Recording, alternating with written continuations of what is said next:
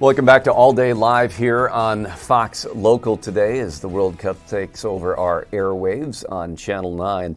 Interesting story today as we got this news release this morning announcing that human remains had been identified after 33 years. They were recovered in Washington and Ramsey County back in 1993. There was a severed head.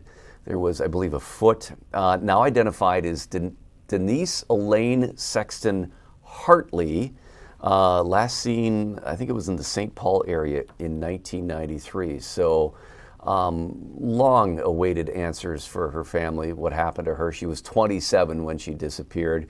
We're going to bring in Corin Hoggard now, who's looking into this. This is an interesting story about how after so much time that the continued advances in DNA technology continue to bring conclusions to cases that had gone cold so long ago.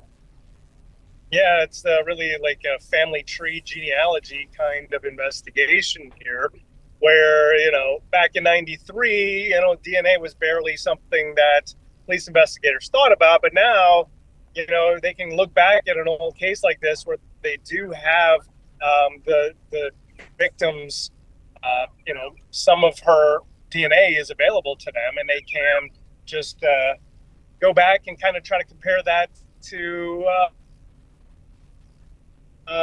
horses now. So in this case, they had no clue who she was. There was no real missing persons report made back then.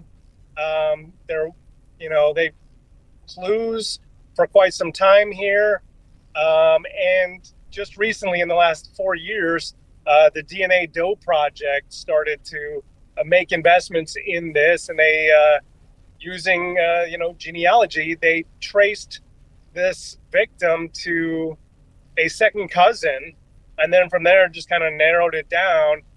Hartley's from a family of 15 siblings.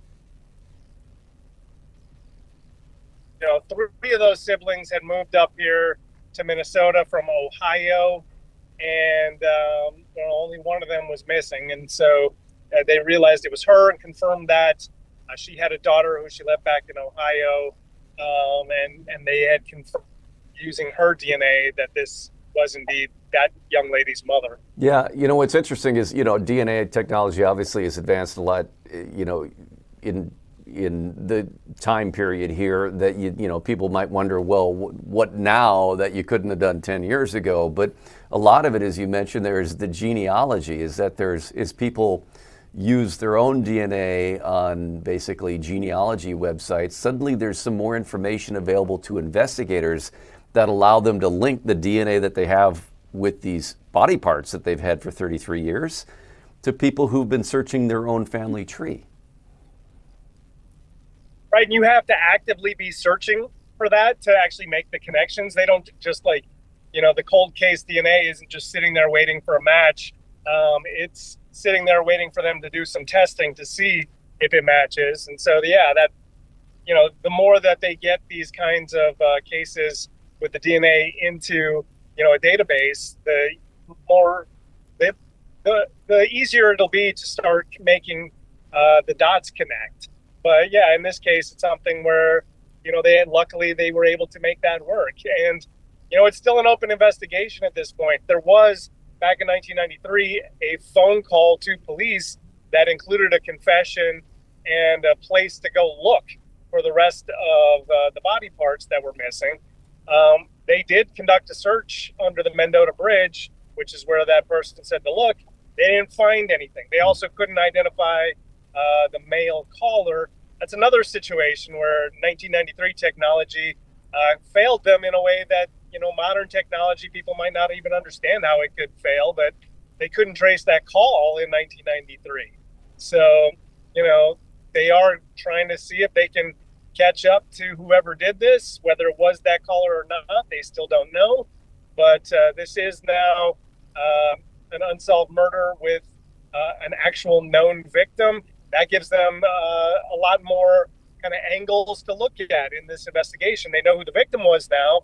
They can try to find her associates from back then and start doing interviews that they couldn't have done until now. Yeah, so it still may be a cold case for a while is, who knows what evidence that they can find to lead them to a conclusion and maybe a charging decision, but at least it's not an unidentified person here. And what's interesting is you mentioned that there was never a missing persons report filed in 1993.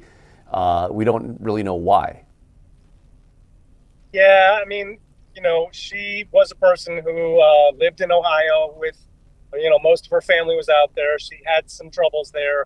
The family decided it would be best for her to move to St. Paul, where she had a couple of sisters, but, she didn't have the strongest connections to her family anymore. And so, and she left her daughter behind in Ohio. And so she didn't have the strongest connections. And therefore, I couldn't find any missing persons reports. The police, including the sheriff there, have not, I asked, and they had no awareness of a missing persons report from back then. And so, yeah, that kind of, made it harder for them to connect the dots there as well. They had a sketch of the victim since they, had, a severed head. They put out a sketch. The investigators believe that the family may have seen it and just not recognized her. The photos that they have of her and that we are seeing of her, she looked much different. She had long hair, and in the sketch, based on what they found, she had kind of just a short, spiky haircut. And so, looked much different. Yeah. All right, Corin, thanks for the time. I'll let you get back to work.